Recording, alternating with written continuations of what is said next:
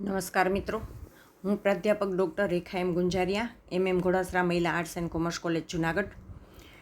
ગુજરાતી વિષય સાથે ભણતા શાળા કોલેજના વિદ્યાર્થીઓને ઉપયોગી થાય અને વિવિધ પ્રકારની સ્પર્ધાત્મક પરીક્ષા આપતા વિદ્યાર્થીઓને પણ ઉપયોગી થાય એવો ગુજરાતી વિષયનો, ગુજરાતી વ્યાકરણનો એક ટૉપિક લઈને આજે હું તમારી સામે આવી છું. આજનો આપણો વિષય છે અલંકાર અને તેના પ્રકારો. તો ચાલો સમજીએ અલંકાર એટલે શું. અલંકાર એટલે ઘરેણું, અલંકાર એટલે આભૂષણ. અલંકાર એ ભાષાનો વાણીરૂપી ઘરેણું છે, ભાષાની શોભા છે. કોઈ સાદી સીધી વાતને વધુ સારી રીતે અને અર્થની ચમત્કૃતિવાળી બનાવવી હોય ત્યારે આપણે અલંકારોનો ઉપયોગ કરતા હોય છે. આ અલંકારોના બે પ્રકાર પડે છે, શબ્દાલંકાર અને અર્થાલંકાર. જે અલંકારમાં શબ્દને મહત્ત્વ આપવામાં આવે છે તેને શબ્દાલંકાર કહેવાય અને જે અલંકારમાં અર્થને મહત્ત્વ આપવામાં આવે છે એને અર્થાલંકાર કહેવાય. તો જોઈએ હવે આપણે શબ્દાલંકારના પ્રકારો. શબ્દાલંકારના પ્રકારોમાં વર્ણસગાઈ કે વર્ણાનુપ્રાસ, શબ્દાનુપ્રાસ કે યમક અને પ્રાસાનુપ્રાસ કે અંત્યાનુપ્રાસ અલંકારનો સમાવેશ થાય છે. જ્યારે અર્થાલંકારના પ્રકારોમાં ઉપમા અલંકાર, રૂપક અલંકાર, ઉત્પ્રેક્ષા અલંકાર, વ્યતિરેક અલંકાર, અનન્વય અલંકાર, શ્લેષ અલંકાર, વ્યાસસ્તુતિ અલંકાર અને સજીવારોપણ અલંકારનો સમાવેશ થાય છે. હવે આપણે શબ્દાલંકારના ત્રણેય પ્રકારો વિશે ક્રમશઃ માહિતી મેળવીએ. એમાં પહેલો અલંકાર છે વર્ણાનુપ્રાસ કે વર્ણસગાઈ અલંકાર. અહીંયા વર્ણ શબ્દ સમજવાનો છે. કોઈ પણ પંક્તિમાં કે કોઈ પણ વાક્યમાં એકનો એક વર્ણ કે અક્ષર વારંવાર આવે ત્યારે ત્યાં વર્ણાનુપ્રાસ કે વર્ણસગાઈ અલંકાર બને છે. એક બહુ જ જૂનું ને જાણીતું એનું ઉદાહરણ છે, કામિની કોકિલા કેલી કુંજન કરે.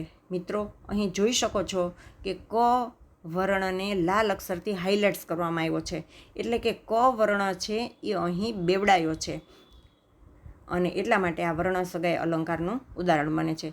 નીચેના બધા જ ઉદાહરણોમાં કોઈ એક વર્ણ એ બેવડાયેલો છે અને જેને મેં કલરથી હાઇલાઇટ્સ કર્યો છે. ચાલો આપણે એને પણ જોઈએ. સાગરે ભાસતી ભવ્ય ભારતી, અહીં ભ વર્ણ બેવડાયો છે. મીઠા મધુને મીઠા મેહુલા રેલો, અહીં મ વર્ણ બેવડાયો છે. હળવે હળવે હળવે હરજી મારે મંદિર આવ્યા રે, અહીં હ વર્ણ બેવડાયો છે. કાકાએ કાકીને કહ્યું કે કાચના કબાટમાંથી કેરીની કચુંબર કાઢ, અહીં ક વર્ણ બેવડાયો છે. વા વાયાને વાદળ ઉમટ્યા, અહીં વ વર્ણ બેવડાયો છે. મિત્રો, એકનો એક વર્ણ અહીં બેવડાયો હોવાને કારણે આ બધા જ ઉદાહરણ છે એ વર્ણસગાઈ અલંકારના ઉદાહરણ બને છે. ત્યાર પછીનો અલંકાર શબ્દાનુપ્રાસ કે યમક અલંકાર. જ્યારે કોઈ પણ પંક્તિમાં કે વાક્યમાં એક સરખા ઉચ્ચારવાળા શબ્દો આવતા હોય ત્યારે ત્યાં શબ્દાનુપ્રાસ કે યમક અલંકાર બને છે. દાખલા તરીકે, ખાતી નથી, પીતી નથી, ઢીંગલી મારી બોલતી નથી. અહીં ખાતી, પીતી, બોલતી આ ત્રણેયના ઉચ્ચારો એક સરખા છે એટલે શબ્દોનો પ્રાસ છે અને એટલા માટે ત્યાં શબ્દાનુપ્રાસ અલંકાર બને છે. આપણું આપણું આપણું આ ગુજરાત છે, અહીં આપણું શબ્દમાં શબ્દોનો પ્રાસ છે એટલે એ પણ શબ્દાનુપ્રાસ અલંકારનું ઉદાહરણ બને છે. શ્વાસમાં શ્વાસને, હાસમાં હાસ થઈ. ચોથું ઉદાહરણ, બેસવાને પાટલો, સૂવાને ખાટલો, આપીશ તને, અહીં પાટલો, ખાટલો, આપીશ તને.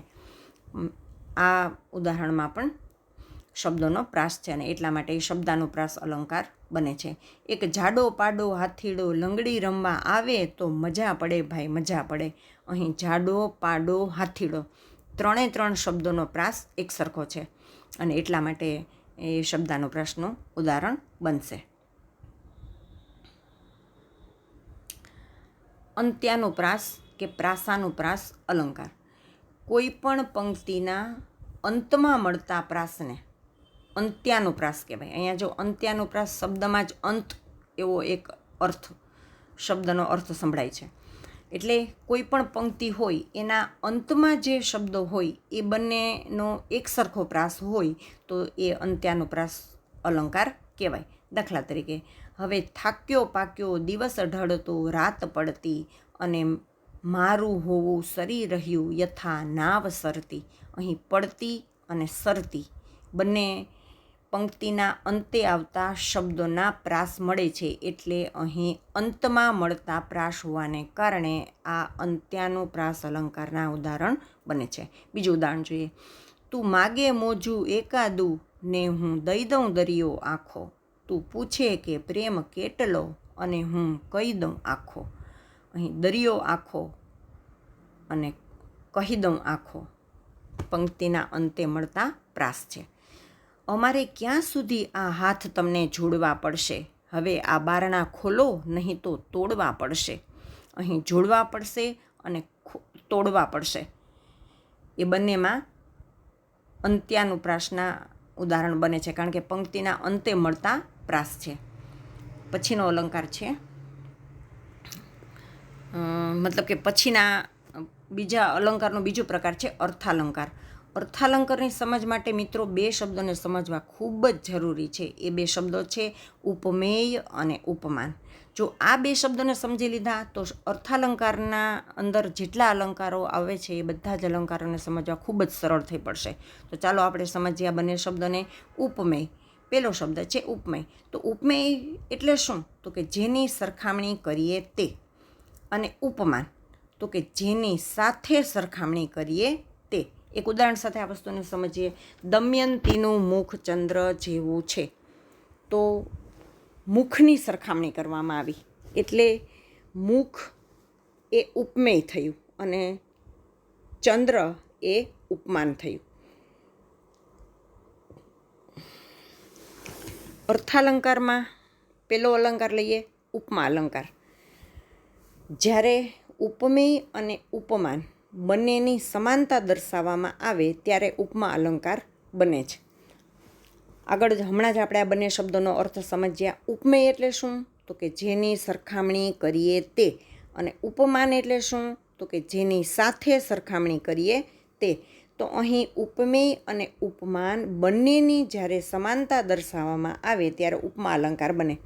હવે કોઈ વસ્તુની એકબીજા સાથે આપણે સરખામણી કરવી હોય તો કેવા શબ્દ વાપરવા પડે? તો કે આના જેવો છે, કે જેવી છે, સમાન છે, સરખી છે, એની માફક, પેઠે, આવા શબ્દો આપણે વાપરતા હોઈએ છીએ. આ બધા સમાનતા દર્શક શબ્દો છે અને એનો ઉપયોગ કરવામાં આવે ત્યારે ઉપમા અલંકાર બને. આ બધા શબ્દોનો અર્થ એક જ થાય છે અને આ બધા શબ્દો જેની સાથે સરખામણી થાય એમાં સમાનતા દર્શાવનારા સમાનતા દર્શક શબ્દ છે. કેટલાક ઉદાહરણ જોઈએ. નાગરવેલીના જેવી નાજુકડી નાર વાંકી. અહીંયા સ્ત્રીની નાજુકાઈની સરખામણી નાગરવેલીના સાથે કરવામાં આવી છે, એટલે કે ઉપમેય અને ઉપમાન બંનેની સમાનતા દર્શાવવામાં આવી છે. તેની આંખો રાતે દીવા જેવી જગારા મારતી હતી. એટલે આંખોની સરખામણી કરી દીવા સાથે, એટલે ઉપમેય અને ઉપમાન બંનેની ફરીથી સમાનતા દર્શાવવામાં આવી. એટલે આ પણ ઉપમા અલંકારનું ઉદાહરણ બને. તે હરણીની માફક દોડી, તો એની દોડની સરખામણી હરણની સાથે કરવામાં આવી. એટલે અહીં પણ ઉપમા અલંકાર બને. શિશુ સમાન ગણી સહદેવને. સહદેવને બાળક સમાન ગણ્યો, એટલે કે બાળક સાથે સરખાવવામાં આવ્યો. એટલે આ બધા ઉદાહરણમાં ઉપમેય અને ઉપમાન બંનેની સમાનતા દર્શાવવામાં આવી છે, એટલે અહીં ઉપમા અલંકાર બને છે. ત્યાર પછીનો અલંકાર છે ઉત્પ્રેક્ષા અલંકાર. ઉપમા અલંકારમાં ઉપમેય અને ઉપમાન બંનેની સમાનતા દર્શાવવામાં આવે છે, જ્યારે ઉત્પ્રેક્ષા અલંકારમાં ઉપમેય અને ઉપમાન સમાન છે એવી સંભાવના દર્શાવવામાં આવે છે. અહીંયા સંભાવના શબ્દ વધારે મહત્વનો બને છે. હવે આ સંભાવના દર્શાવી હોય તો કેવા શબ્દોનો ઉપયોગ કરવો પડે? જાણે કે, રખે, શકે, શું, આ બધા સંભાવના દર્શક શબ્દ છે જે ઉત્પ્રેક્ષા અલંકારનો ઉપયોગ થયો હોય, જ્યાં ઉત્પ્રેક્ષા અલંકાર બનતો હોય ત્યાં આવા શબ્દો વપરાતા હોય છે. દાખલા તરીકે આગળના ઉદાહરણથી જ આપણે આ વસ્તુને સમજીએ. દમયંતીનું મુખ જાણે ચંદ્ર, જાણે કે ચંદ્ર જેવું છે. હૈયું જાણે હિમાલય. ઉપાડેલા ડગ જાણે લોહ કેરા મણિકા. ભાલ ઉપર ચંદ્રના બીજ શી ટીલડી શોભે છે. એટલે કે કપાળ ઉપર ચંદ્રના બીજ જેવી ટીલડી શોભી રહી છે. એનું દિલ જાણે દરિયો. એનું દિલ તો વિશાળ છે પણ કેવું છે? દરિયા જેવું છે. દરિયા જેવું છે એમ નહીં, જાણે કે એવું છે, સંભાવના દર્શાવવામાં આવી. જો દરિયા જેવું છે એમ કહી દેવામાં આવે તો ઉપમા અલંકારનું ઉદાહરણ બની જાય. પણ એનું દિલ જાણે દરિયો છે, કે દરિયા એનું દિલ જાણે દરિયો, એટલે સંભાવના હોવાને કારણે ઉત્પ્રેક્ષા અલંકાર બને છે. રૂપક અલંકાર. ઉપમેય અને ઉપમાન બંને એક જ છે એમ અહીં દર્શાવવામાં આવે છે. જો ફરીથી મારે કહેવું પડશે, ઉપમા અલંકારમાં ઉપમેય અને ઉપમાન બંનેની સમાનતા દર્શાવવામાં આવે છે. ઉત્પ્રેક્ષા અલંકારમાં ઉપમેય અને ઉપમાન બંને સમાન છે એવી સંભાવના દર્શાવવામાં આવે છે. અને રૂપક અલંકારમાં ઉપમેય અને ઉપમાન બંને એક જ છે એમ દર્શાવવામાં આવે છે. દાખલા તરીકે દમયંતીનું મુખ ચંદ્ર છે, સંસાર સાગર છે. સંસાર સાગર છે, બસ, નહીં સાગર જેવું છે કે જાણે સાગર છે એમ નહીં, સંસાર સાગર છે, એટલે બંને એક જ છે. સંસાર અને સાગર બંને એક જ છે. ધરતી આપણી માતા છે, પ્રાર્થના આત્માનો ખોરાક છે. આ નભ ઝૂક્યું તે કાનજી ને ચાંદની તે રાધાજી, એટલે કે આકાશ છે એ કાનજી છે અને ચાંદની છે તે રાધાજી છે. એટલે અહીં ઉપમેય અને ઉપમાન બંને એક જ છે એમ દર્શાવવામાં આવ્યું છે. માટે આ બધા ઉદાહરણ છે એ રૂપક અલંકારના ઉદાહરણ બને. વ્યતિરેક અલંકાર. સામાન્ય રીતે ઉપમેય કરતાં ઉપમાનને ચડિયાતું બતાવવામાં આવે, પણ અહીં એથી ઉલટું દર્શાવવામાં આવે છે. બરાબર. ઉપમેય કરતાં ઉપમાન ચડિયાતું નથી, પણ એ ઝાંખું છે. ઉદાહરણ સાથે આપણે વસ્તુને આપણે જોઈએ. દમયંતીના મુખ પાસે તો ચંદ્ર પણ જાણે ઝાંખો લાગે છે. મિત્રો, આપણે આગળના બધા જ ઉદાહરણમાં દમયંતીનું મુખ ચંદ્ર જેવું છે અને દમયંતીનું મુખ જાણે ચંદ્ર એમ કહ્યું છે. એટલે દમયંતીના મુખની શોભા ચંદ્રના મુખ જેવી, ચંદ્રની તેજસ્વીતા જેવી કે ચંદ્રની શીતળતા જેવી છે એમ કહેવામાં આવ્યું. પણ અહીંયા તો એથી ઉલટું બતાવવામાં આવ્યું કે દમયંતીના મુખ પાસે તો ચંદ્રય ઝાંખો લાગે. બરાબર. એટલે ઉપમાન છે એ અહીંયા ઝાંખું બતાવવામાં આવ્યું છે, નબળું બતાવવામાં આવ્યું છે. તલવારથી તેજ તારી આંખણીની ધાર છે, હલકા તો પારેવાની પાંખથી અને મહાદેવ કરતાંય મોટા. એટલે આ ત્રણ ઉદાહરણમાં સામાન્ય રીતે ઉપમેય કરતાં ઉપમાન ચડિયાતું હોય, પણ અહીંયા ઉપમાન કરતાં ઉપમેયને ચડિયાતું બતાવવામાં આવ્યું છે. ચંદ્ર કરતાં દમયંતીના મુખને વધારે સુંદર બતાવવામાં આવ્યું. બરાબર. બીજા ઉદાહરણમાં તલવારથી તેજ તારી આંખણીની ધાર છે, એટલે તારી આંખણીને તલવારથી નહીં તેજ બતાવવામાં આવી. બરાબર. અને મહાદેવ કરતાં પણ મોટા બતાવવામાં આવ્યા, એટલે અહીં વ્યતિરેક અલંકાર બને છે. ત્યાર પછી અનન્વય અલંકાર. આ અલંકારમાં ઉપમેયની એટલી મહાનતા દર્શાવવામાં આવે કે એની સરખામણી બીજા કોઈ સાથે કરવામાં ન આવે, પણ એ ઉપમેયની સરખામણી એની સાથે કરવામાં આવે. આ અલંકારને ઓળખવો બહુ જ સહેલો છે. જુઓ, દમયંતી એટલે દમયંતી, મા તે મા, હિમાલય તે હિમાલય, સરદાર એટલે સરદાર, ગાંધીજી એટલે ગાંધીજી. અહીંયા ઉપમેયની સાથે જ એની સરખામણી કરવામાં આવી છે અને એટલા માટે એ અનન્વય અલંકારના ઉદાહરણ બને છે. શ્લેષ અલંકાર. વાક્ય કે પંક્તિમાં આવેલા કોઈ એક જ શબ્દના બે અર્થ થતા હોય ત્યારે શ્લેષ અલંકાર બને છે. જો શબ્દ એક છે પણ એના અર્થ બે થાય. જુઓ, પેલું ઉદાહરણ. દીવાનથી દરબારમાં છે અંધારું ઘોર. અહીંયા દીવાનથી શબ્દ સમજો. પેલો અર્થ થાય છે દીવાનથી એટલે દીવાન દ્વારા, અને બીજો અર્થ થાય છે દીવા નથી એટલે કે દીવડા નથી એટલે દરબારમાં અંધારું ઘોર છે. બીજું ઉદાહરણ. ભાઈ લાલ ગજરો લાવ્યો.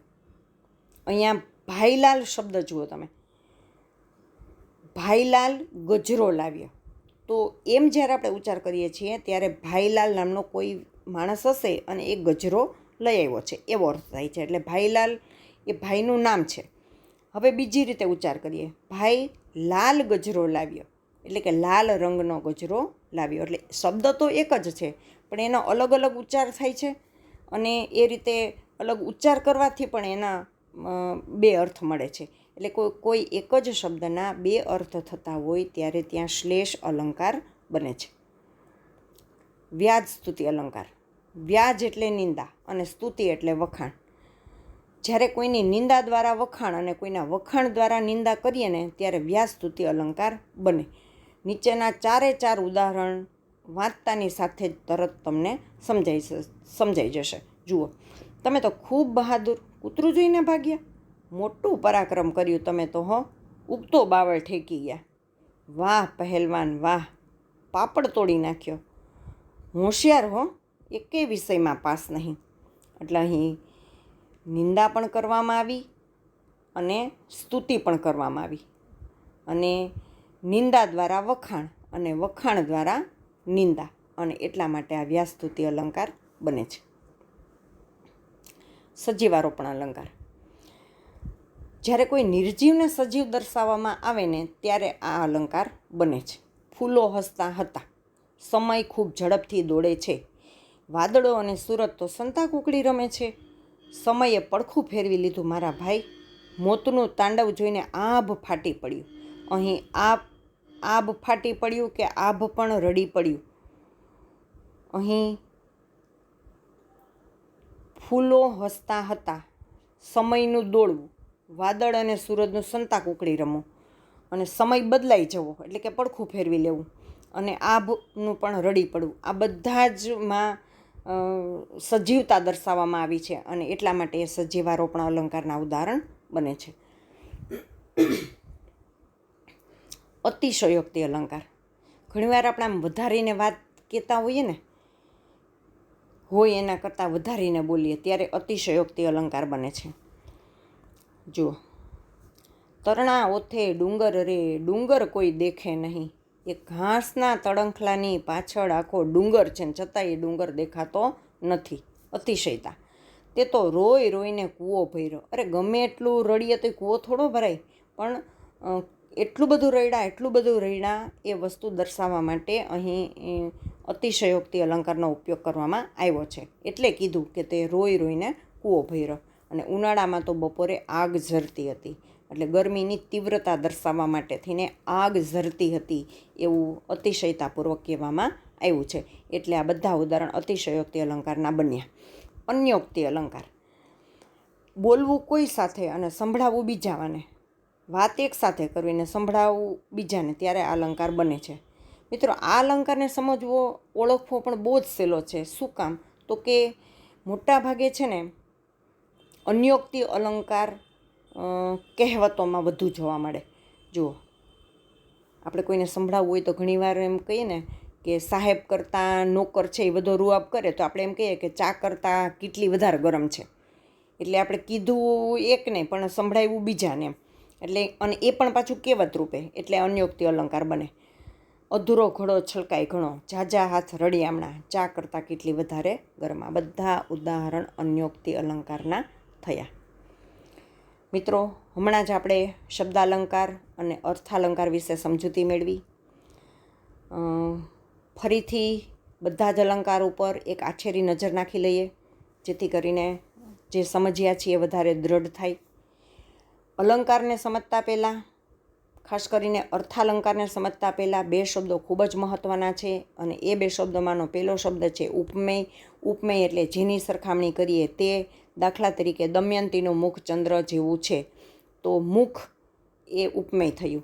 બીજો શબ્દ છે ઉપમાન, એટલે કે જેની સાથે સરખામણી કરીએ તે. દાખલા તરીકે દમયંતીનું મુખ ચંદ્ર જેવું છે, તો ચંદ્ર એ ઉપમાન થયું. પહેલો અલંકાર ઉપમા અલંકાર. ઉપમેય અને ઉપમાન બંનેની સમાનતા દર્શાવવામાં આવે છે. દાખલા તરીકે દમયંતીનું મુખ ચંદ્ર જેવું છે. બીજો અલંકાર ઉત્પ્રેક્ષા અલંકાર. ઉપમેય અને ઉપમાન બંને સમાન છે એવી સંભાવના દર્શાવવામાં આવે છે. દાખલા તરીકે દમયંતીનું મુખ જાણે ચંદ્ર. રૂપક અલંકાર. ઉપમેય અને ઉપમાનની સમાનતા નહીં પણ બંને એક જ છે એમ દર્શાવવામાં આવે. દાખલા તરીકે દમયંતીનું મુખ ચંદ્ર છે. ચોથું વ્યતિરેક અલંકાર. સામાન્ય રીતે ઉપમેય કરતાં ઉપમાનને ચડિયાતું દર્શાવવામાં આવે, પરંતુ અહીં એથી ઉલટું હોય છે. દાખલા તરીકે દમયંતીના મુખ પાસે તો ચંદ્ર પણ ઝાંખો લાગે. 5મું ઉદાહરણ, અનન્વય અલંકાર. ઉપમેયને જ એટલું બધું મહાન બતાવવામાં આવે કે એની સરખામણી એની સાથે કરવામાં આવે. દાખલા તરીકે માં તે માં, સરદાર એટલે સરદાર. શ્લેષ અલંકાર. સરખા ઉચ્ચારવાળા કોઈ એક શબ્દના દ્વિઅર્થ થતા હોય ત્યારે શ્લેષ અલંકાર બને. દાખલા તરીકે તેનું હૃદય કામ વિશે ડૂબેલું હતું. અહીં કામ શબ્દના 2 અર્થ થાય. કામ એટલે વાસના અને કામ એટલે કાર્ય. વ્યાજ સ્તુતિ અલંકાર. વખાણ સાથે નિંદા અને નિંદા સાથે વખાણ. તમે તો બહુ બહાદુર, કૂતરું જોઈને નાઠા. સજીવારોપણ અલંકાર. નિર્જીવને સજીવ દર્શાવવામાં આવે ત્યારે. દાખલા તરીકે વાદળો તો વાતો કરતા હતા. અતિશયોક્તિ અલંકાર. વધારીને બોલવું તે. પરી હસતી હતી ત્યારે ફૂલ ઝરતા હતા. અન્યોક્તિ અલંકાર. વાત એકસાથે કરવીને સંભળાવવું બીજાને, અને આ અલંકાર કહેવત રૂપે હોય છે. બકરું કાઢતા ઊંટ પેઠું. તો મિત્રો, આજે આપણે આ નાનકડા વિડીયોમાં અલંકાર, તેના મુખ્ય 2 પ્રકારો, અર્થાલંકાર અને શબ્દાલંકાર, અર્થાલંકારના પ્રકારો, શબ્દાલંકારના પ્રકારો ઉદાહરણ સાથે સમજૂતી મેળવી. આશા રાખું છું કે ગુજરાતી વિષય સાથે ભણતા શાળા કોલેજના વિદ્યાર્થીઓને પણ આ અલંકારનો મુદ્દો ખૂબ ઉપયોગી થશે, અને વિવિધ પ્રકારની સ્પર્ધાત્મક પરીક્ષાની તૈયારી કરતા વિદ્યાર્થીઓને પણ આ ગુજરાતી વ્યાકરણ અલંકારનો આ મુદ્દો એ મદદરૂપ થશે. તો મારા બધા જ વિદ્યાર્થી મિત્રોને હું શુભેચ્છા પાઠવું છું. ખૂબ આગળ વધો, ખૂબ જીવનમાં વિકાસ કરો અને ખૂબ સારી સફળતા મેળવો. Wish you all the best. મારી ચેનલનું નામ મારા નામથી જ છે, એટલે કે રેખા ગુંજારિયા. જો તમને આ વિડીયો ગમ્યો હોય, જો તમને આ વિડીયો તમારી પરીક્ષામાં અને તમારા અભ્યાસની તૈયારીમાં ક્યાંય પણ મદદરૂપ થયો હોય તો મિત્રો, ગમતા ન કરીએ ગુલાલ, ગમતું મળે તો અલ્યા ગુંજે ન ભરીએ ને ગમતા ન કરીએ ગુલાલ. એટલે કે જો તમને ગમ્યું હોય તો તમે બીજાને આપજો, તમે બીજાને શેર કરજો. Again all the best. Wish you all the best.